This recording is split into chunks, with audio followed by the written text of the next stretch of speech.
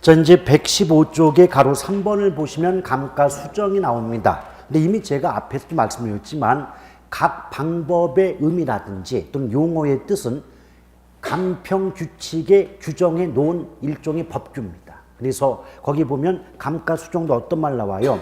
재조달 원가에 감액하여야 할 요인이 있는 경우 물리, 기능, 경제적 감가 요인 등을 고려하여, 그렇죠?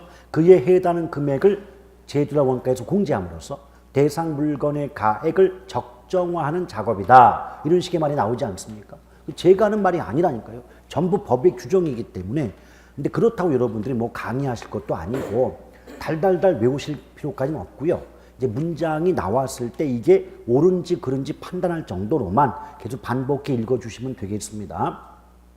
근데 여기서 가장 중요한 게 감가 수정 방법인데요. 그러니까 쉽게 말하면 감가 수정 방법은 감가액, 얼마의 가치가 깎이느냐, 감가액을 구하는 방법이다라고 보시면 돼요. 오케이?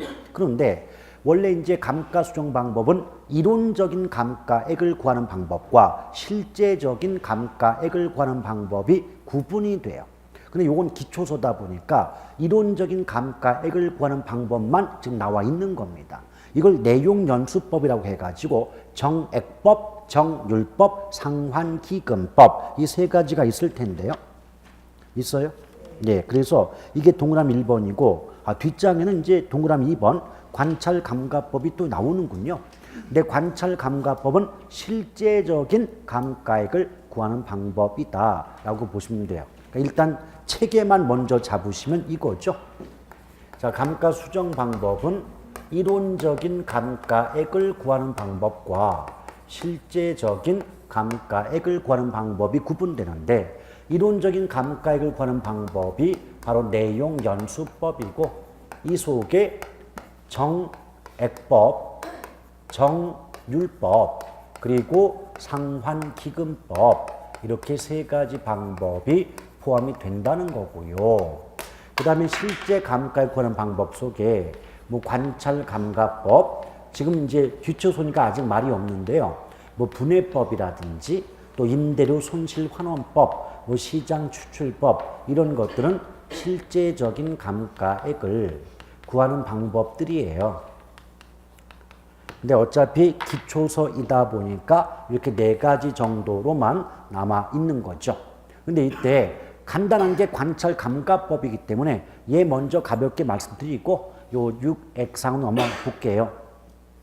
근데 관찰감가라고 할 때 관찰의 뜻은 눈으로 본다의 의미가 되지 않겠습니까? 그렇죠. 그래서 감정평가사가 직접 감정평가의 대상이 되는 부동산을 찾아와서 어떤 감가 요인이 없는가를 직접 확인해서 감가액을 구하는 방법이 뭐다? 관찰감가법이에요. 오케이? 그런데 이 관찰감가법에 문제가 있습니다. 첫째, 여러분 그거 아시잖아요. 감정평가사라는 자격증이 있는 분들도 모두 같은 능력을 갖고 있는 건 아니지 않습니까? 그렇죠. 예를 들어서 곰돌이는 감정평가 자격증을 따고 10년 이상 된 베테랑이다. 근데 곰탱이는 이제 막 그 시험을 통과해서 자격증 취득한 초보라면 당연히 같은 감정평가업자 또는 감정평가사라고 하겠지만 그만큼의 능력과 경험 등의 차이가 있을 것이고 따라서 그 사람마다 감정평가사마다의 그 감가액 산정이 다를 수가 있죠. 그럼 어떤 값을 구할 때 감정평가사마다 다르다면 이건 객관적일까요? 주관적일까요? 주관적이죠. 그래서 첫 번째 어떤 말이 나오냐면 감정평가업자마다의 경험과 능력에 따라 결과가 달라질 수 있으므로 주관적인 방법이다. 이렇게 말이 나와요. 근데 그것도 기출문제인 거 아세요? 이것도? 제가 무슨적? 주관적. 그 문제에서는 무슨적? 그렇지. 주관적인데 그걸 객관해가지고 틀린 문제도 있어요? 그럼 여러분 입장에서는 아우 얍삽하다. 세상에 그걸 바꾸니? 그 얍삽함을 바꾸는데 그럼 왜 틀립니까 도대체? 오케이? 바로 그거예요. 그러니까 여러분 간평이라고 해서 개론이라고 해서 무조건 어렵고 복잡한 거면 낼 것 같죠? 안 그래요. 오히려 그런 얍삽한 문제 나오는데 얍삽한 문제를 틀린다는 건 어설프게 알았다는 얘기예요. 말 뜻이라도 정확히 알았다면 그거 틀릴 이유가 없는 거 아니에요. 그렇죠. 그래서 제가 이제 여러분 듣기에는 좀 같은 말 반복해서 좀 귀찮을 수가 있지만은 어차피 이 말씀도 오늘까지만이에요. 연말이고 기초 단계니까 심리적 여유 때문에 제가 이 11, 12월 기초 단계에서는 좀 여담, 좀 제가 하고 싶었던 말씀을 많이 드렸어요. 근데 제가 전에 그랬잖아요. 1월부터는 그런 말 할 시간도 없다. 그래서 제가 기초 단계 때 조금 여러분에게 좀 바라는 여러 가지 말을 할 수밖에 없다. 그 말씀 드렸어요, 안 드렸어요? 예전 했었죠. 이제 이런 말도 나중에는 그리울 겁니다. 아, 그런 말 좀 해주지 이러는데 이제는 얄짤없어요. 수업할 거예요. 오케이? 그 또 하나 문제가 뭐냐? 아, 이거 눈 관찰이 뭐예요? 눈으로 봐야 될 거 아니에요. 그렇죠? 근데 예컨대 여기 뭐 바닥이 깨졌다거나 뭐 벽에 금이 갔다거나 형광등이 부서졌다거나 유리창이 파손됐다거나 이런 건 확인이 돼요. 근데 진짜 문제, 진짜 하자는 이 천정 안쪽에 전기 배선의 하자가 있었다 할지라도 이 천장을 뜯어보기 전에는 관찰이 된다 안 된다. 그래서 어떻게 말이 나오냐면 관찰할 수 없는, 외부에서 관찰할 수 없는, 외부에서 눈으로 볼 수 없는 기술적인 하자를 놓치기 쉽다는 단점이 있다. 오케이? 근데 이런 것들도 나중에 가면 외우는 게 아니고 안 보이면 어떻게 판단해? 그러니까 관찰할 수 없는 건 놓쳐. 금방 오거든요. 문장을 외우지 않아도. 오케이? 제가 항상 제목 해석하면서 특히 뭘 가지고 얘기합니까? 어떤 단어를 포인트를 잡아놓고 얘기를 하잖아요. 이 방법을 여러분이 배워 가시라는 거예요, 제 입장에서. 그러면은 굳이 그 어렵고 복잡한 문장 안 외워도 되잖아. 편하시니까. 그렇죠? 저도 왜 이런 말씀을 드리냐면 저 역시도 이런 수업을 준비할 때, 그러니까 초보 때가 있었을 거 아니에요? 저 역시도 그런 지금 제가 하는 수법으로, 기법으로 저는 공부를 했어요. 수업 준비를 했다고. 왜? 아니 이거를 다, 누가 이걸 다 외워? 800페이지 분량을. 그 말이 안 되는 거죠. 옛날 같은 조선 때면 하늘 천 타지 않다 할 수 있는데 지금 안 돼요. 그러니까 저도 그렇게 어떤 중심을, 핵심을 잡아가지고 그걸 연상하면서 이해를 했기 때문에 제가 이런 수업이 나오는 것이지 저 역시 암기하고는 거리가 먼 사람이에요. 근데 과거에 잠깐 죄송한데 또 여담을 좀 하는데 여러분 예전에 학교 다닐 때 무슨 사회다, 국사다 이런 거 윤리다 좀 다 암기라고 했잖아요. 그 암기 과목이 아닌 걸 암기를 하니 얼마나 짜증나고 싫었겠냐고. 근데 저 같은 경우는 암기를 그렇게 싫어하면서도 한문이나 국사를 그렇게 좋아했거든요. 왜? 저는 한문이나 국사를, 역사를 암기로 배우지 않았으니까. 아시겠어요? 저 같은 어떻게 역사한다. 저는 제목 보거든요. 제목 보고 동학농민운동. 그럼 동학이 뭘까?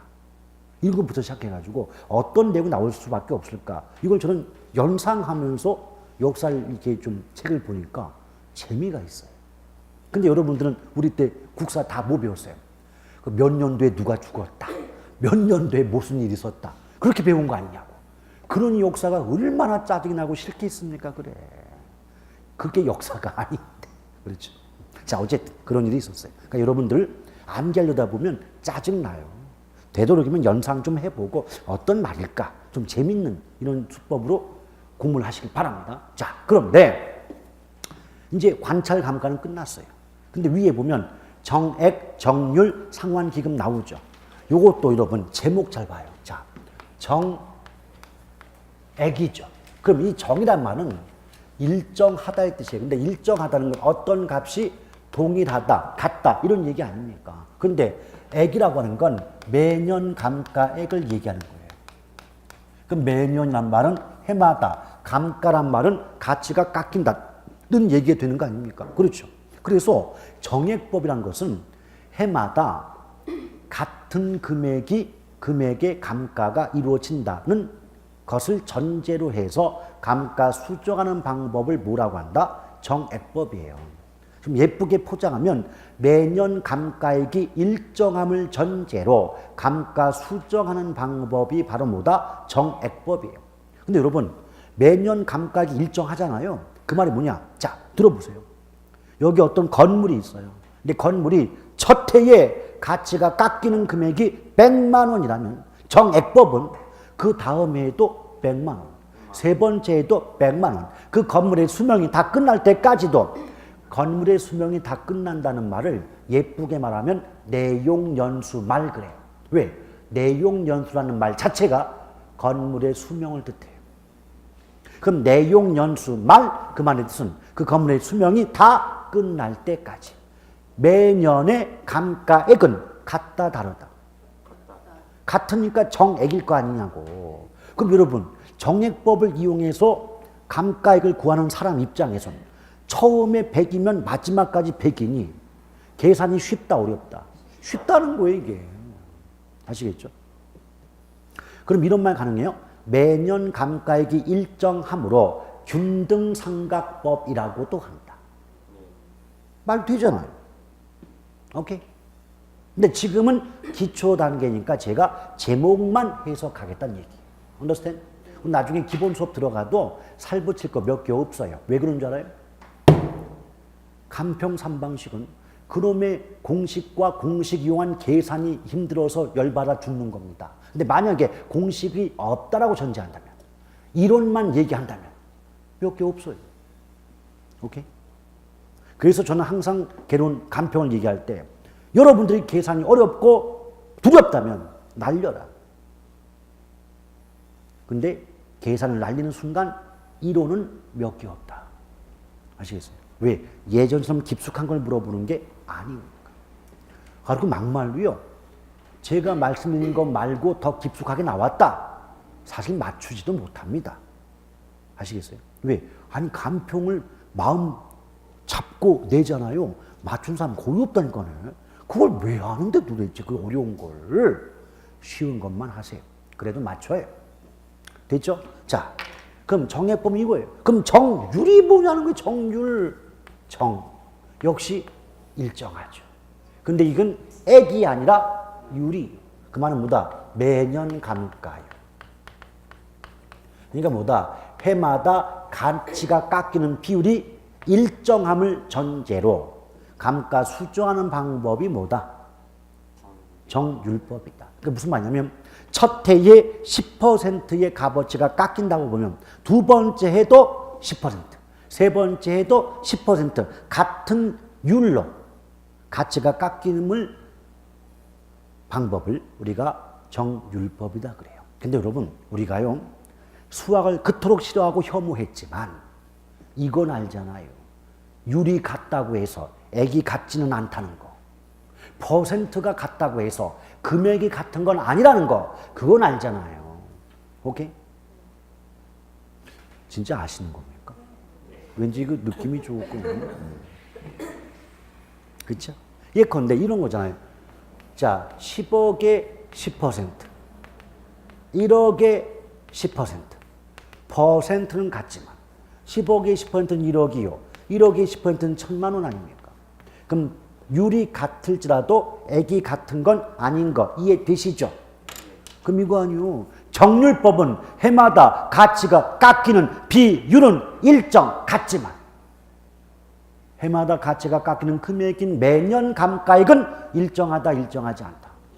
일정하지 않아요. 일정하지 않아요. 근데 좀 더 구체적으로 말씀드리면 물론 그것은 나중에 살을 붙여야 이해가 되겠지만 일단 들어보신다면 그럼 그 말은 일정하지 않다는 건 1년 차, 2년 차, 3년 차, 4년 차마다 가치가 깎이는 금액은 달라진다는 얘기 아닙니까? 그렇죠. 근데 구체적으로는 그 가치가 깎이는 금액은 첫 해가 가장 크고 시간이 갈수록 점점 줄어든다는 거예요. 여러분 우리 금융론 배울 때 어떤 값이 점점 늘어나는 경우를 체증식이라 하지 않았습니까?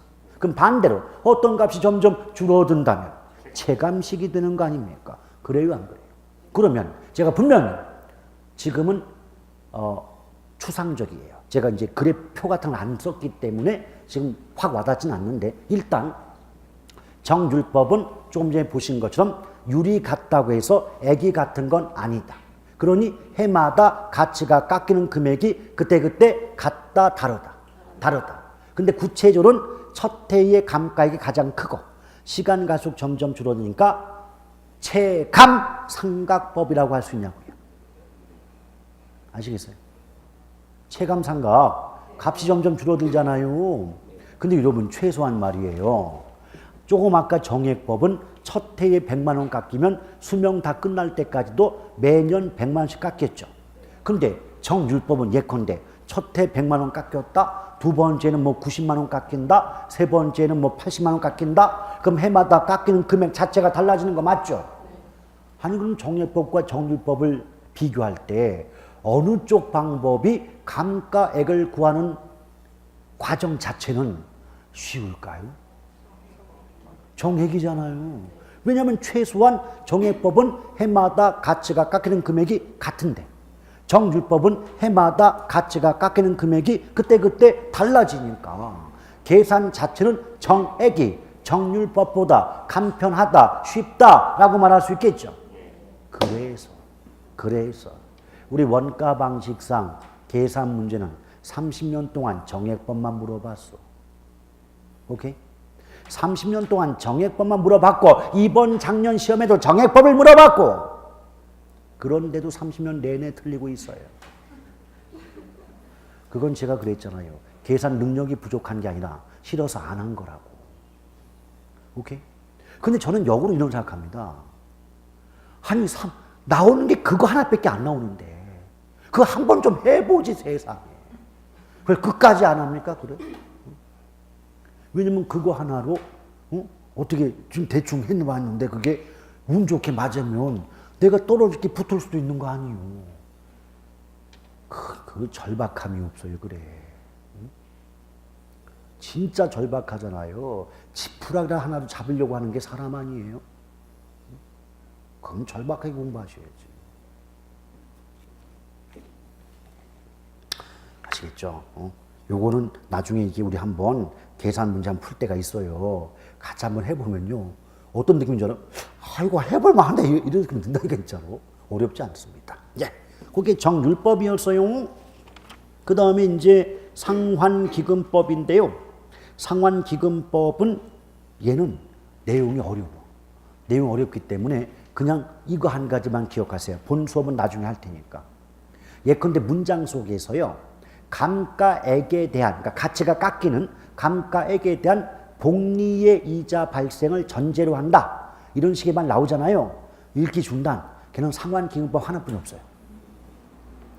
거기 보면 어떤 말 와요? 자, 디귿번의 A번 첫 번째 줄의 오른쪽 복리 계산의 이자 상당액이란 말 나와요? 안 나와요? 근데 그 앞에 보면 감가 누객 총액 그랬잖아요. 그럼 누계자 빼면 감가액과 그에 대한, 즉 감가액에 대한 복리 계산의 이자란 말 나오죠? 이 말은 상환기금법 하나뿐이 없다고. 우리가 뭐 계산할 걸 뭐 할 거요. 그냥 특징 문장 잡고 그 문장 나오면 답 구하면 되는 것을 아시겠죠? 됐어요? 그럼 감가수정 가볍게 끝나는 거예요. 지금 이게 왜 이렇게 간단하냐면 공식이 없어서 그렇다니까. 간평삼방식은 그놈의 공식 대입해서 계산하는 것만 빼잖아요. 어려운 거 별로 없다니까요. 됐지요? 그럼 이제 그 뒷장에 비교 방식이 있잖아요. 근데 비교 방식은 이제 시장성에 바탕을 두니까 당연히 시장자가 붙는 거죠. 그런데 뭐 거래사례 비교법 의의가 있지 않습니까? 아까 말씀드렸죠? 각 방법의 의의 뜻은 우리가 하는 말 아니라고. 전부 간평규칙의 규정이라고. 오케이? 그러니까 어떤 말 나와요? 대상 물건과 가치 형성 요인이 같거나 비슷한 물건의 거래 사례와 비교하여 대상 물건의 현황에 맞게 사정 보정, 시점 수정, 그리고 가치 형성 요인 비교 등의 과정을 거쳐 대상 물건의 가액을 산정하는 감정평가 방법을 말한다라고 쓰여져 있지요.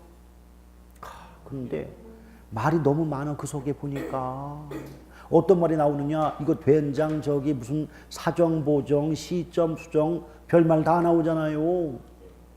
근데 우리 아까 원가법에도 배워봤지만 그 방법 의미 속에 나오는 것은 학습이 이루어질 필요가 있다는 내용이거든요, 이게. 오케이? 자, 그런데요, 저는 이렇게 말하고 싶어요. 여기 기초소니까 안 나와 있는데 이거 비교 방식이죠. 비교법이죠. 보시자고. 여긴 없는데 한번 생각해 보자고. 아니 뭐 거래 사례 비교법은요. 제목 그대로 해석하면 뭔지 모르는데 시장에서 거래된 어떤 사례 자료와 비교해서 이 대상 부동산 가격이 얼마쯤 됩니다 라고 평가하는 방법이 아닐까요? 그렇죠. 거래 사례 비교법이니까. 그래요? 그럼 또 하나 포인트가 뭐냐? 비교요. 아니 그러면은 무엇인가를 비교하려면 나 혼자 있는데 비교가 되겠냐고. 뭔가 이해하고 뭔가 같거나 비슷한 다른 걸 묶어놔야 비교가 되는 거 아니에요? 그렇죠. 그럼 보세요. 비교법이니까 뭔가 비교에 필요한 자료를 수집해야 되겠구나. 그런데 그 자료는 나와 같거나 비슷한 자료를 수집해야지. 전혀 엉뚱한 다른 자료 수집하면 비교가 된다 안 된다? 안 돼야. 여러분 다른 것끼리 이렇게 비교한다고 할 때는 비교자 안 쓰고 대조한다 그래요. 근데 같거나 비슷한 걸 묶을 때는 비교라고 하고 다른 것끼리 묶을 때는 대조라고 하는 거 아닙니까? 그래요 안 그래요? 그렇죠. 아니 그럼 우리가 그 의미를 외우지 못했다더라도 첫 번째 주제 무슨 말 나와? 대상 물건과 가치 형성 요인이 같거나 비슷한 사례 자료, 사례 물건 이런 말 나오잖아요. 오케이? 그랬을 때 일단은 비교에 필요한 자료를 수집해야 되는데 아무 자료나 마구 수집할 수 없으니까 일정한 기준이 있어야 되지 않느냐. 그걸 우리는 자료 수집의 기준 그래가지고 오늘은 제가 설명하지 않겠지만 사시지계가 있어요. 사정 보정 가능성, 시점 수정 가능성, 지역 요인 비교, 개별 요인 비교 가능성이라고 해서 사시지계가 있거든요. 근데 오늘은 여기 나와 있는 사정 보정과 시점 수정의 뜻 정도만 하고 넘어갈게요. 여러분 사정 보정할 때 말이죠. 그 사정 보정의 말 있잖아요. 여기서는 어차피 보정한다는 건 수정한다는 말고 같은 뜻이니까 의미가 별로 없는데 사정의 뜻이 중요하다고. 그 사정이 뭐냐? 정상적인 거래를 방해하는 요소들을 사정이라고 말합니다. 정상 거래를 방해하는 요인, 요소를 뭐라고 한다고요? 사정. 그러면 정상적인 거래를 방해하는 어떤 요소가 요인이 개입되어 있다면 그런 요인이 없는 정상적인 상태로 바꿔줘야 되겠죠. 그걸 우리는 사정 보정한다 그래요. 그럼 그 사정에 예컨대 어떤 게 있느냐? 자, 곰돌이가요 집을 팔았대. 근데 원래 정상적인 거래였다면 2억에 팔 수 있었던 그 집을 하필이면 매수자가 큰아버지였대요. 그래서 2억이 아닌 1억 8천에 매도를 했다. 그러면 아까 실제 거래 시 지불된 금액을 아까 가격이라고 배웠잖아요. 그럼 이 거래 과정에서 실제 지불된 금액인 가격은 1억 8천인 거 맞죠? 안 써도 되겠죠? 그 정도는 기억하시죠? 1억 8천이면.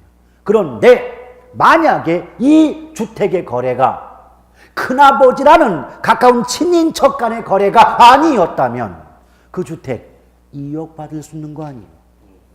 오케이? 이걸 뭐라고 한다? 사정 보정한다. 오케이?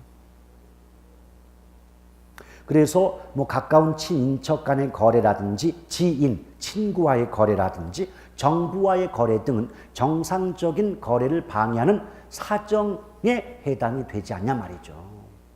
오케이? 그런 거 가볍게. 근데 여러분 굳이 제가 말씀 안 드려도요. 아니 처음부터 아무런 사정도 없었대. 그럼 사정 보정 필요 불필요? 아니 사정이 있는데 사정 없는 상태로 만드는 게 사정 보정 아니냐고. 근데 처음부터 정상적인 거래였대요. 아무런 사정도 처음부터 개입되어 있지 않았다고요. 그럼 사정 보정 필요 불필요? 불필요한 거 이게. 오케이? 그 나중에 교과서 받아보면 이런 말이 있어요. 정상적인 사례인 경우에는 사정 보정은 불필요하다. 이 말을 왜 외웁니까? 당연한 말이지. 이게. 그렇잖아. 사정이 처음부터 없었는데 무슨 보정을 해요, 그래. 그렇잖아요. 됐어요? 제목이란 말이야, 제목. 시점 수정이 뭔지 알아요? 제가 이제 시점 수정까지만 얘기하고 수입 방식 넘어가 볼게요. 이런 걸 쓰는 거 아니에요. 들어요, 그냥. 제가 그랬죠? 어차피 기초서 오늘까지만 본다. 왜? 다음 주는 제가 이제 크리스마스는 안 오자. 우리 휴강이잖아. 어떻게 오실라우? 나 싫어요. 나 대전이 집이 미쳤어, 이거. 참, 지질이 복도 없지. KTX를 내가 십몇 년을 탔는데 한 번도 옆자리에 이성이 앉은 적도 없어. 참, 지질 복도 없어, 진짜. 아, 나 진짜.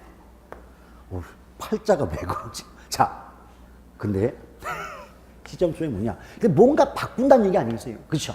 이게 뭐냐? 여러분, 제가 아까 거래 시점의 뜻 알려드렸죠. 실제 거래가 이루어진 날짜를 뭐라고 한다? 거래 시점.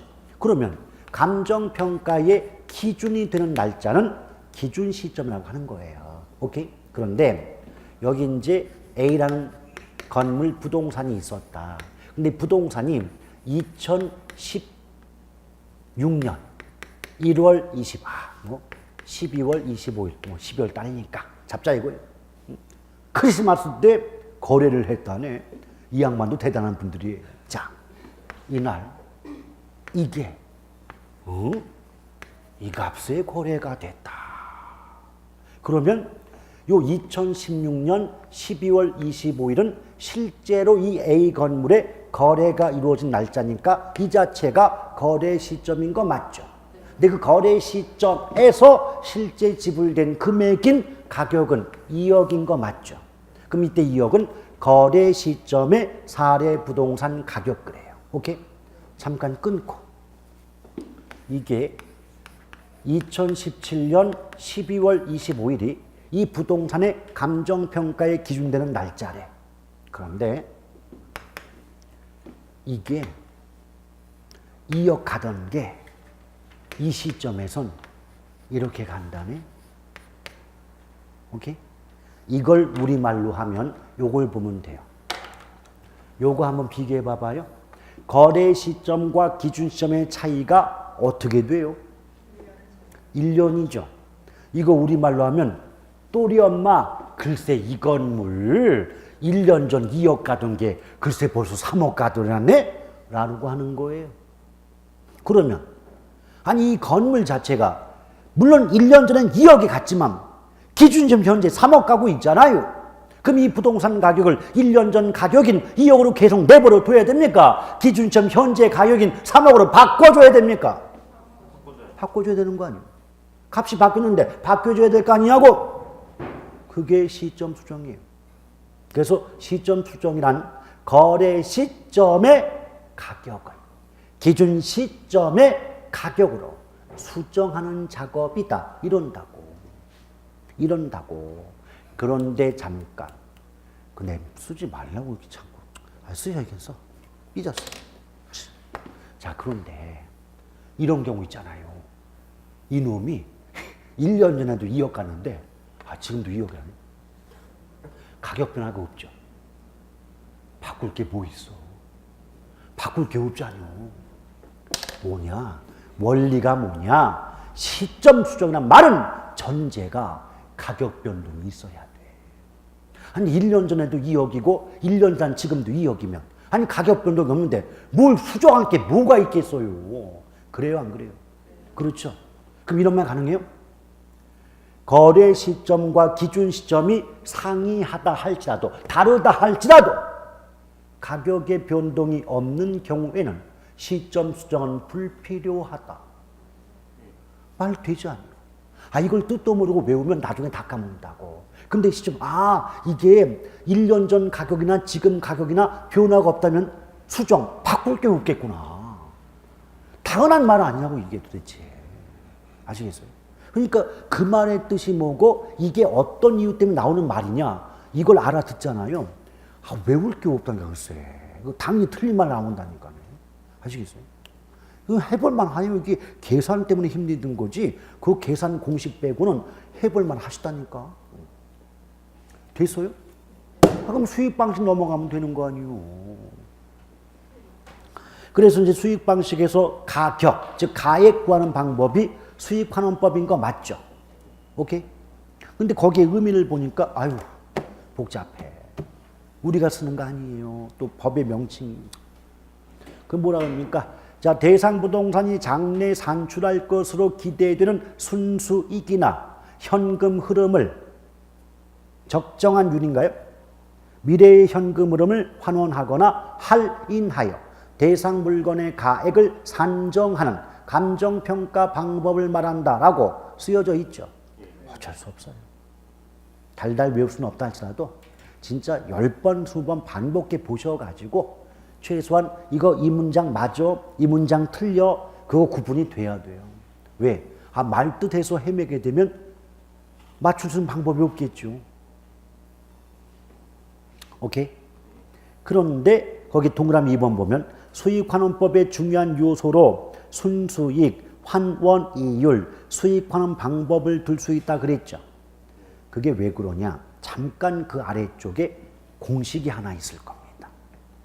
자, 수익환원법으로 구한 값을 수익가격이라고 하는 건 앞에서 보셨어요. 그럼 수익가격의 공식은 환원이율분의 순수익 아닌가요? 이쪽 공식. 아니 그럼요. 공식 분모값의 환원이율이 있으니 환원율이 뭔지 배워야 될 것이고 분자값의 순수익이 있으니까 순수익이 뭔지 배워야 될 거 아니요. 그리고 이러한 방법으로 수익 가격을 구하는 여러 가지 방법들을 수익 환원 방법이라고 말하는 거다. 아시겠죠? 그러니까 이 공식으로 값을 구하는 여러 가지 방법들을 수익 환원 방법이라고 하더라 이 말이에요. 아시겠어요?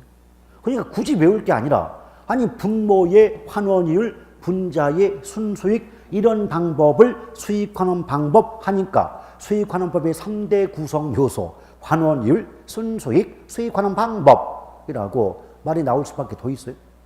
아시겠습니까? 됐죠? 근데 그 공식의 오른쪽을 보세요. 분자값이 순수익이잖아요. 그렇죠? 근데 상식적으로 순수익은 전체적인 수입에서 전체적인 비용을 빼고 남은 값 아니에요? 그러니까 총수입에서 총비용을 뺐다는 말이나 그냥 순수익이란 말이나 같겠네요. 그리고 오른쪽 환원율 보세요. 환원율은 자본 수익률과 자본 회수율의 합으로 나와 있죠. 그거는 기초 때 보는 거 아니에요. 원래 구조가 자본 수익률 더하기 자본 회수율이 환원이율이거든요. 오케이? 그런데 이렇게 보시면 돼. 여러분 앞으로 자본회수란 말이 나오잖아요. 자본회수. 무조건 그 물건은 가치가 깎이는 물건이에요. 상각자산이라고. 왜? 자본회수의 뜻이 상각률의 의미입니다. 상각이 된다는 거, 감가가 된다는 말이나 감가상각이 된다는 말이나 같이 깎인다는 뜻이거든요. 근데 자본회수율이 결론으로 따지면 상각률이에요. 가치가 깎인다의 뜻이에요. 그럼 제가 여러분께 물어볼게요. 토지요? 같이 깎여요? 안 깎이죠? 영속성 때문에 뭐 같이 안 깎인다, 뭐 감가 이론 적용 안 된다. 배웠던 기억 어렴풋이 있잖아요. 그럼 토지자가 나왔는데 문장 속에 자본회수란 말이 있으면 말 되겠어요? 안 되는 거예요. 뒤집어서 건물은 어때요? 시간이 흘러가면서 그 건물의 값어치는 깎이죠? 그럼 건물자가 나오면 건물의 환원이율 속에는 자본 수익률은 물론이고 자본 회수율까지 포함이 된다라고 말하면 맞잖아요. 그러면 응용해 볼까요? 토지의 환원이율 속에는 자본 수익률만 포함될 뿐 자본 회수율이 포함되지는 않는다. 맞아요? 그래 응용이 되는데 이제 그럼 조금 어렵게 말해 볼까요? 토지는 자본 회수율을 고려하지 않은 환원 이율로 순수익을 환원하며 건물은 자본 회수율을 포함한 환원 이율로 순수익을 환원합니다. 맞습니까? 똑같은 말 반복한 건데 조금 이제 이렇게 예쁘게 포장을 바꾼 거고 근데 와닿지는 않죠. 아직까지는. 왜? 처음 들어본 거니까. 근데 대충 느낌은 오죠. 말만 바꾼다 맨날. 그 정확히 이런 공식을 못 외워도 뭐만 알면 된다. 어쨌든 자본회수라는 말이 가치가 깎인다는 말이야. 그럼 토지는 가치가 안 깎이니까 토지자가 나왔는데 자본회수를 뭐 고려한다. 이런 식의 말은 안 될 거야. 이것만라도 남들 끙끙 이게 뭐니 끙끙 앓고 있어요. 여러분들은 맨날 하다가 나오는 다 맞추고 이게. 그게 뭐냐? 한 끝발 차이라니까요. 그게. 아시겠죠? 자, 그 다음.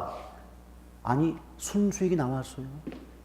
왜냐하면 왜 순수익이 나올 수밖에 없느냐? 아니 위에서 순수익 환원율 수익하는 방법 세 가지가 3요소라며. 그럼 순수익이 나올 수밖에 없는 거죠. 그래요 안 그래요?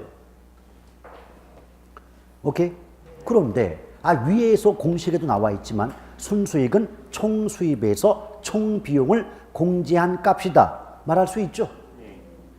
그리고 우리가 지금 감평 3방식을 배우시지만 감정평가 3방식 중에서 가장 이론적이고 가장 과학적이라는 평가를 받는 게 수익 방식이에요. 근데 여러분 그게 무슨 말인지 알아요? 가장 이론적이고 가장 과학적이다? 가장 골아프다, 힘들다, 미치겠다 이 뜻이에요 이게.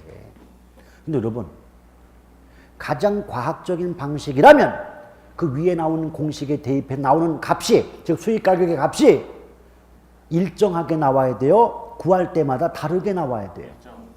그렇죠. 값이 일정하게 나와줘야 되겠죠. 그럼 그 위에 공식 환원 이율분의 순수익으로 구한 값이 일정하게 동일한 값이 나오려면 분자값인 순수익도 일정해야 되지 않아요? 아니 그 공식상 분자값이 계속 바뀌면 값이 계속 바뀔 거 아니에요. 그럴 때 수익환원 방법을 수익환원법을 규칙 이론적 과학적인 방법이다 이렇게 말할 수는 없는 거 아니에요. 이해하시겠어요? 그럼 이렇게 말할 수 있겠습니까? 수익환원법상의 순수익은 안전하고 확실하고 규칙적이며 합리적이고 합법적인 순수익일 것을 요건으로 한다. 요건 나와요? 또 그런 말은 또 없네. 그러니까 하도 기초라 다 빼가지고 나중에 기본서 받아보면 다 나옵니다. 그리고 그 순수익에 산정해가지고 기업용 부동산, 임대용 부동산 이런 말 나오는데 그게 무슨 말이냐면 다른 거 필요 없고요. 나중에 기본서를 받아보시면 순수익을 구하는 방법이 있어요.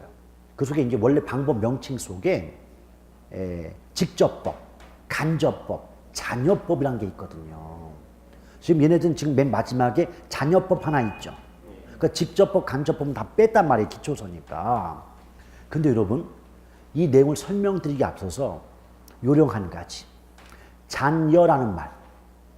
잔여법의 잔여.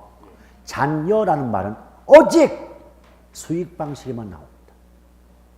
그러면 잔여자가 붙었는데 무슨 원가 방식이다, 비교 방식이다 이런 말 들어가 있는 그 순간 그 문장 말 된다 안 된다? 아니 되옵니다. 오케이? 그럼 여러분 자, 한 가지 질문을 드립니다. 잔여라는 말은 무슨 뜻일까요? 뭔가 남는 거. 동의어로 잉여? 그렇죠. 그럼 이게 뭐냐? 여러분, 아마 기억이 안 나실 텐데, 총론에서 부동산 개념을 배울 때 복합 부동산이라는 말을 들은 기억이 있습니까? 복합 개념의 부동산 말고 복합 부동산. 제가 복합 부동산 얘기할 때 이건 가볍게 토지 플러스 건물로 보자 그랬어요. 복합 부동산은 토지와 건물의 결합이라고 이해하시면 이게 약간 사이비인데 그냥 우리가 이해할 때는 토지 플러스 건물로 보시면 돼요. 오케이? 그러면 이 잔여법의 전제 조건이 이거예요. 토지와 건물이 결합된 게 복합 부동산이니까 복합부동산 전체의 순수익은 결국 토지 수익과 건물 수익의 합 아니겠니? 라고 보는 게 잔여법의 전제 조건이에요. 오케이? 그럼 보세요. 여기에서 요걸 빼면 남는 게 요거 아니에요? 전체 수익에서 토지 수익을 빼면 남는 게 건물 수익 아니요? 뒤집어서 전체 수익에서 건물의 수익 부분을 빼주게 되면 남는 게 토지 수익 아니냐 이 말이에요. 오케이? 이걸 뭐라고 하잖아요? 첫 번째, 남는 게 건물 수익이다. 건물 잔여법. 두 번째, 남는 게 토지 수익이다. 토지 잔여법. 됐어요? 아무것도 아니잖아요, 이게. 그러면 제가 예쁘게 하나 바꿔놓고 쉬었다 올게요. 수익환원법상 순수익 구하는 방법 중 잔여법은 복합부동산 전체의 수익은 토지 수익과 건물 수익의 합이며 복합부동산 전체의 수익에서 토지와 건물 수익을 정확히 분리할 수 있음을 전제로 하여 순수익을 구하는 방법으로서 복합부동산 전체의 수익에서 토지 순수익을 빼면 남는 게 건물 순수익이란 관점에서 건물 잔여법, 복합부동산 전체의 수익에서 그 건물 수익을 빼면 남는 게 토지 순수익을 구할 수 있다는 관점에서 토지 잔여법이라 한다. 돼요? 나중에 기본서 받아보면 그렇게 나올 겁니다. 자, 쉬었다 보시죠.